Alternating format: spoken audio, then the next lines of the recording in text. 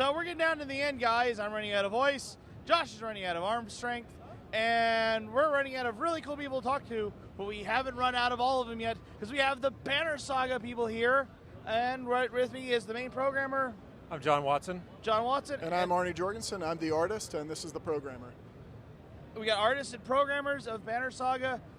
I would say one of the most successful and actually came out video games of Kickstarter, which, you know, that list isn't really that long. Yeah, we were really fortunate to be starting our project right when Kickstarter sort of took off for games in early 2012. We were prepping our Kickstarter when we started our studio, and it was still really small. We were going to ask for a kind of exorbitant amount of $30,000, which we thought would get us about 3 months of animator time, because animation was going to be our biggest bottleneck. And while we were working on our pitch on our Kickstarter, Double Fine came out and just blew the door wide open for everybody else. And then everyone's income went basically right to not Double Fine, but to Kickstarter itself. And you guys were lucky. You basically got mixed in all that just by being there, literally. And because of that, you guys went from you wanted an exorbitant amount of $30,000, but you blew that away. We eventually asked for 100. This was a day before we ran the Kickstarter. We said, you know what, we had a big meeting, let's ask for $100,000. And I was saying, no way, and John was saying, we got to do it. So we went for 100, and we got that on the first day of Kickstarter, which was really big. You guys got, you broke $1 million, didn't you? I'm trying to remember. No, we broke about $723,000, which to us blew our minds. Yeah, that was 700% of what you guys asked for. And from that, you guys did a lot of stretch goals, including the famous, really, in my opinion, Banner Saga factions.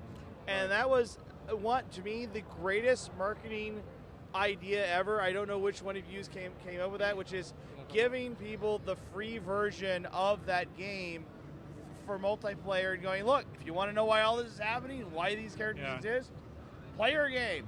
Well, one of the reasons we wanted to do that was that throughout this whole project, when we started it with a very limited budget of our savings to using Kickstarter, we didn't have any marketing budget at all. So it's all grassroots outreach.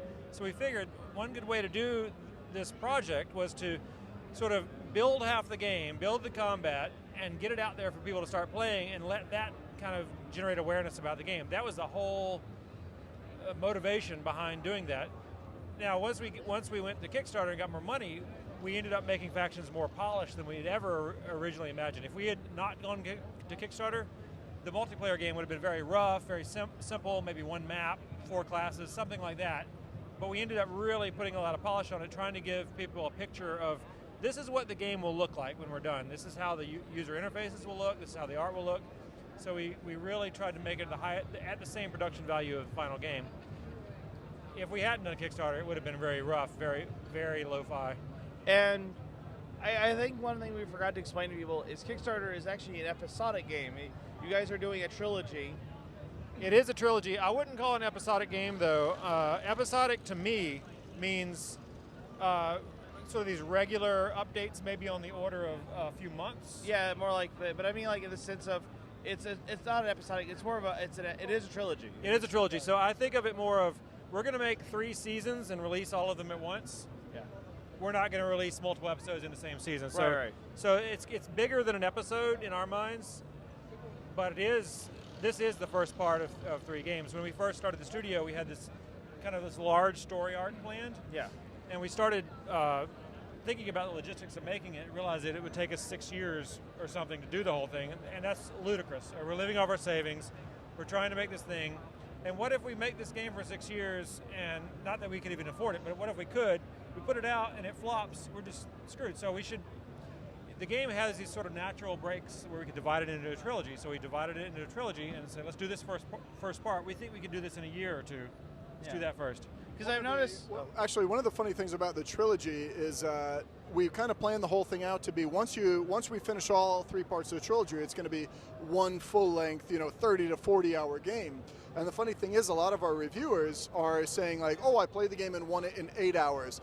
I played the game and won it in 22 hours. So our joke is the game is anywhere from 8 to 22 hours long, and we're not really sure. It depends how much time you take with the map and the background of the lore and things like that. So our game, when we're totally done with all 3 parts, is going to be anywhere from 24 to 66 hours long.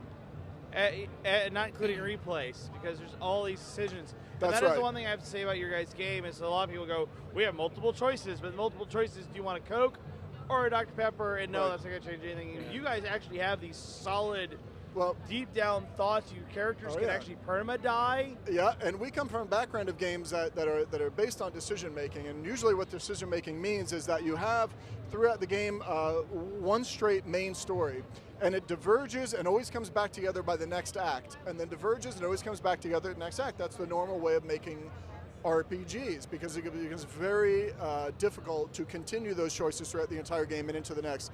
So since we have a lot of ours is text-based, some people said it's almost a choose-your-own-adventure type game, Yeah. it's given us a lot of leeway to make those choices really matter.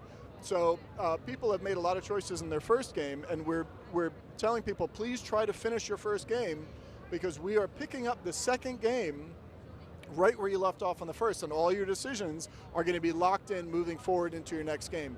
If you play most of it but don't finish it, you're going to get the default beginning. If you finish it, you're going to be taking off right where you left off your story with all the different decisions. Yeah, one of the design decisions we followed or made and followed was that when you're given decisions in dialogue, they actually change something about the game, as opposed to a lot of RPGs that we really love that are, that your decisions affect things like your morality score, your light dark score, or whatever. These ones are more story changing, kind of like reading a choose your own path adventure. When you choose a path in a choose your own path adventure book, you're going to a different part of the story and it changes the story dramatically. We try to be more on that side than on the micromanaging your morality score side. So you guys, part 1's done. It's out. It's got nothing but great reviews. You guys must have been excited when you just saw 9s and 10s and 4 stars. Yeah. We were in the top 3 to 4 on Steam for. We were really blown away. We were in the top 10, and usually 3 to 4 to 5 on Steam for a few weeks running when we launched, and that really blew us away. We had no idea that it would be this impactful on people that have been playing the game. It's a lot of word of mouth, really. And the word of mouth in this gaming industry now, I mean, if you take even 5 years ago, 6 years ago, the idea of, look, our marketing campaign is our fans are going to tell other people. Right. And people would look at you like, you're doomed. Yeah. In this day and age, like, what was your marketing campaign? We had fan pages, and they just wouldn't shut up. And then it's like, yeah, that worked. Yeah. Since you guys got part 1 done now, when are we looking forward to seeing part 2? Because I need to know. Well, I have characters. They need to do stuff. yeah. So right now, actually, what we're doing is John's active right now in doing the ports. So we're going to be going to iPad and then other ports beyond that. Yeah. And I'm right now. I've been knee deep in the second chapter already. And what we're doing is we're improving on certain aspects of the first game that people have fed back to us. All 3 chapters will feel like when you're at the end, like you've played one steady game. We're not resetting the game every time. It's going to feel like one game, but we're improving the parts that people have brought up to us. So we have things, if you're familiar with the game, we're going to be improving upon wars. We're going to have more combat decisions, during combat. Win conditions. More win conditions during combat, and other sundry things to just make the game a lot better during every chapter. Try to make the population of your caravan more important to you. You have a real motivation to help them survive. Right. So what we've done is, thankfully we've got a lot of feedback on Chapter 1. There's a lot of people that are very vocal about it and into the fiction, and they've given us really good feedback. So we're acting upon the most important parts of it to make the game just that much more better. But Chapter 2 will be, for the most part, more of the same from Chapter 1, because everybody, the biggest feedback we've had is we love it, we want more. So that's what we're giving, plus some bonuses on the side. So you said you're doing ports. The ports are including, you just said iPad. That's what he's working on. iPad. Yeah. What else? You've got iPad. Well, hopefully we're going to release iPad and Android at the same time. Oh, cool. So, and then we're going to look at consoles. In the order, we're going to look at PS4 and Xbox One first. Yes. And we have people helping us with that, and that's underway. I don't really know when it's going to be out. We're trying to get it out this year or early next year, but it really depends on how fast development goes What on about that. the Amigo Vision? Can you work on that one too? Oh, maybe. Okay. That's stretch goal. Dad, I got my Atari 2600. I just want to know. So, Yeah, more ports after that. We'll see how these goes and go, and then go beyond that for other platforms. you guys are huge into Norse mythology. I mean, the game is the story of Ragnarok. It is awesome. It is a world I would not want to ever live in. Just to be honest, I like the cold, but I don't like that much cold. Cold and doom.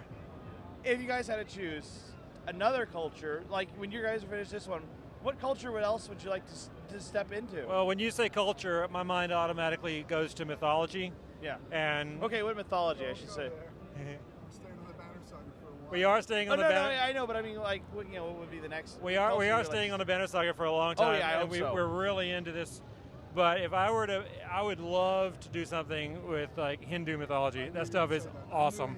Hindu mythology is pretty cool. I mean, you have a goddess that like destroys the world when she dances. There's so much creative stuff in Hindu mythology. It is. But right now, stay in the Banner Saga. Yeah, we're going to be on the Banner Saga for years. Oh, good. Thank you. Yeah. So we developed this whole story, and we don't feel like we're near done with it. There's so much backstory and so much fiction that I don't even think we can near scratch the surface in the first 3 games. So hopefully we've got a lot more to go. So my last question, because I have to make my last question, and I'm a huge pen and paper guy, so I ask any game developer me too. this. So I have to ask, because I'm a pen and paper guy, would you guys ever make this into a pen and paper game system? Absolutely yes. Yeah, and in fact, we're actually already looking at board games and other ideas as well. Yeah. Players, guess what? I get to murder you. So, Banner Saga, where can they find it? Or where can't they find it in this day and age? Where can they find it? Well, Steam is a great choice. If you use Steam, just go on Steam and get it.